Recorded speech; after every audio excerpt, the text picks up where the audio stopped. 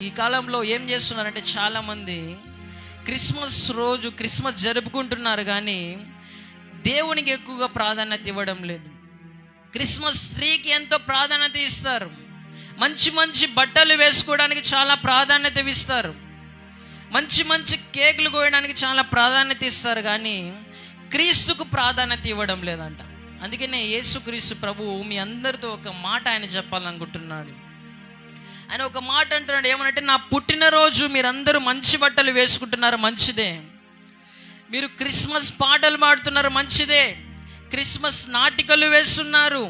ఎక్కడ చూసినా ఈరోజు ఏమున్నదండి, ఎక్కడ చూసినా క్రిస్మస్ క్రిస్మస్ క్రిస్మస్ సంబరాలు, వేడుకలు ఎంతో ఘనంగా జరుపుకుంటున్నారు, మంచిదే.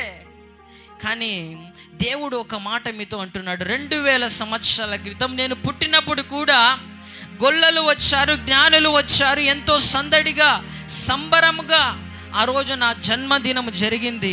ఎక్కడెక్కడి నుంచో వచ్చారు, వాళ్ళు వచ్చి మనస్ఫూర్తిగా నన్ను ఆరాధించారు. హల్లెలూయా. ఎట్లా ఆరాధించారండి? మనస్ఫూర్తిగా నన్ను ఆరాధించారు, మనస్ఫూర్తిగా నన్ను పూజించారు, మనస్ఫూర్తిగా నాకు కానుకలు ఇచ్చి వెళ్ళారు.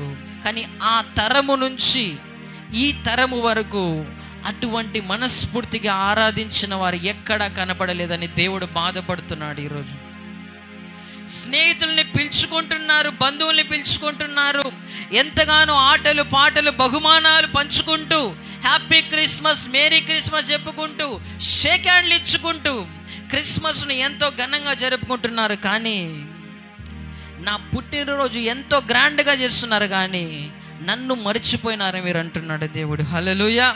రకరకాల వంటకాలు చేస్తున్నారు, రకరకాల అలంకరణలు చేస్తున్నారు. ఒకరోజు యేసయ్య ఒక ప్రాంతానికి ఆయన అంటున్నాడు, నేను ఒక రోజున ఒక ప్రాంతానికి వెళ్ళాను, అక్కడ చాలా గ్రాండ్గా క్రిస్మస్ చేస్తున్నారు, చాలా అలంకరించారు, రకరకాల విద్యుత్ దీపాలు వేశారు, ఎన్నో వంటకాలు పెట్టారు, ఎంతగానో పెద్ద పెద్ద కేకులు కోస్తున్నారు.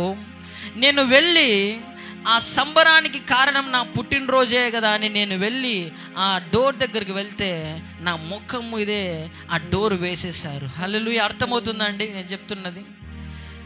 ఆ ముఖం మీదే ఆ డోర్ వేసేసి నా పుట్టినరోజే కదా, నాతోనే కదా జరుపుకోవాల్సిండేది, నాకు చోటు దొరకలేదని చాలా బాధపడ్డాడంట దేవుడు. ఇంకా దేవుడు అంటున్నాడు, చాలా సంవత్సరాల నుంచి నన్ను బయటకు త్రోసివేసి మీరే క్రిస్మస్ను లోకానుసారంగా జరుపుకుంటున్నారు. అయినా యేసయ్య నా పుట్టినరోజే కదా అని ఆ రోజు లోపలికి వెళ్ళాడంట.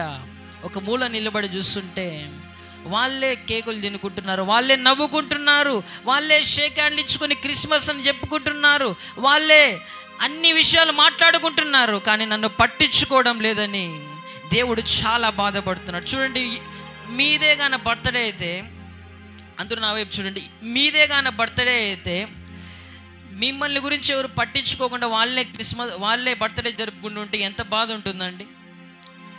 మీకు కేక్ ఇవ్వకుండా, మీకు ఏమి పట్టించుకోకుండా, మీకు ప్రాధాన్యత ఇవ్వకుండా వాళ్ళే సెలబ్రేట్ చేసుకుంటుంటే ఎంత బాధగా ఉంటుంది.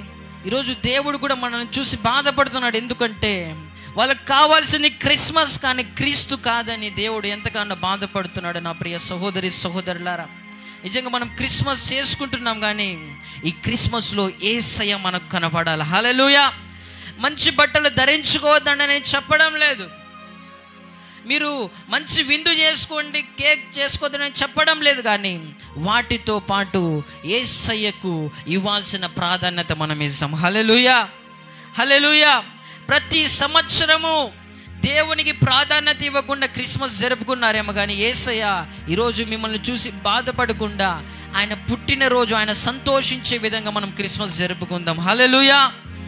ఆయన మనల్ని చూసి ఆనందించాలి. ఈరోజు మనం చేసుకొని క్రిస్మస్ని బట్టి ఆయన మనల్ని చూసి ఎంతగానో ఈసారి నాకు చాలా మంచిగా నన్ను తృప్తిపరిచారు నా బిడ్డలని దేవుడు సంతోషపడే విధంగా మనం క్రిస్మస్ చేసుకుందాం.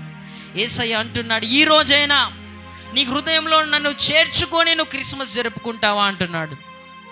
ఇన్ని రోజులు తలుపు బయటే ఆయనను పెట్టి నువ్వు క్రిస్మస్ జరుపుకున్నావు, తలుపు వేసేసి క్రిస్మస్ జరుపుకున్నావు, కానీ ఈరోజు దేవుడు అడుగుతున్నాడు, నీ హృదయంలో నన్ను చేర్చుకొని క్రిస్మస్ చేసుకుంటే ఇదిగో పరలోకములో ఒక మహోత్సవం జరగబోతున్నది. గొర్రెపిల్ల వివాహోత్సవానికి నేను మిమ్మల్ని తీసుకొని వెళ్తా అంటున్నాడు దేవుడు. హల్లెలూయా.